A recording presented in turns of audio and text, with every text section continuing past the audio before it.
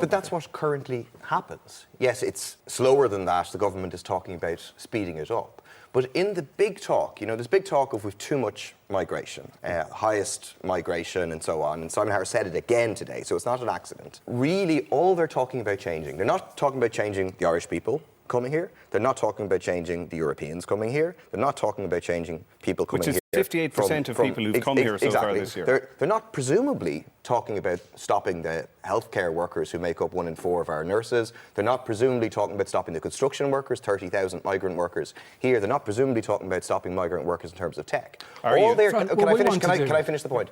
All they're actually talking about is turning up the dial of performative cruelty against the most vulnerable migrants. We're talking about people who get less than 40 euros a week.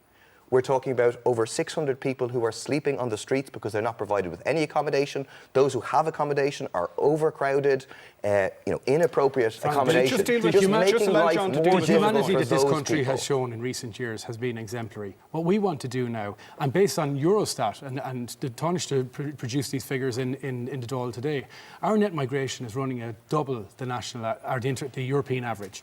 What we want to do is ensure there's capacity, not just from an immigration perspective, but also for Irish people. And Paul will come into the chamber next week and he'll talk about homelessness, he'll talk about healthcare, he'll talk about education and the need for better services. Yes. What we want to ensure is we have the capacity and the balance for that. I think if you look at the likes of the Oireachtas Committee for Infrastructure and National Development Plan Delivery, these are all measures that we're doing to ensure that we can continue to see the same growth that we did in the last number of years. In 1971, there was 2.8 million people living in this country. Today, that's the employment. If every single person in an IPAS centre was sent home tomorrow, the housing crisis would not get a single bit better. We do not this would not improve the lives of ordinary people. Home. One job. We want to ensure they're given a fair distraction. and a firm opportunity. But then don't conflate it with the housing crisis. It's got nothing to do with the housing crisis. Do you accept that? Pick it up in the Dáil chamber. Absolutely not.